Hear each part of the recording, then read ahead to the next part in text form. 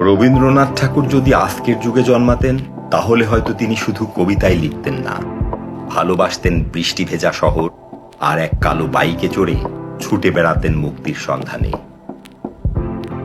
সেদিন বিকেলে জোড়াসাঁকোর আকাশ ছিল মেঘে ঢাকা, উঠানের মাঝে দাঁড়িয়েছিল রবীন্দ্রনাথের প্রিয় বাইক।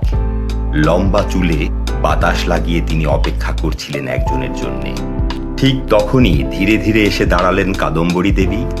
নীল শাড়ি, মিষ্টি হাসি আর চোখে এক অদ্ভুত উজ্জ্বলতা। রবি, আজ কোথায় নিয়ে যাবে আমায়? আজ শহরে নয় বৌদি, আজ আমরা মেঘের ভেতর হারিয়ে যাব। এরপর ছুটতে শুরু করলো বাইক।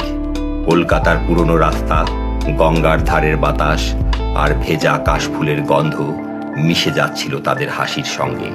কাদম্বরী দেবীর আঁচল বাতাসে উঠছিল, আর রবীন্দ্রনাথ যেন জীবনের সব কবিতা খুঁজে পাচ্ছিলেন সেই মুহূর্তে। রবীন্দ্রনাথ হাসতে হাসতে বললেন, আজ বৃষ্টি আমাদের জন্য কবিতা লিখছে বৌদি। এদিকে ঠাকুরবাড়ির এক অন্ধকার ঘরে নিঃশব্দে বসেছিলেন মৃণালিনী দেবী। জানালার বাইরে তাকিয়ে তিনি শুধু শুনছিলেন দূরের বৃষ্টির শব্দ। তার চোখে ছিল নীরব অভিমান, আর গাল বেয়ে নেমে আসছিল অশ্রু। মৃণালিনী ধীরে ধীরে বললেন, কবিরা বোধ হয় কারো একার হয় না।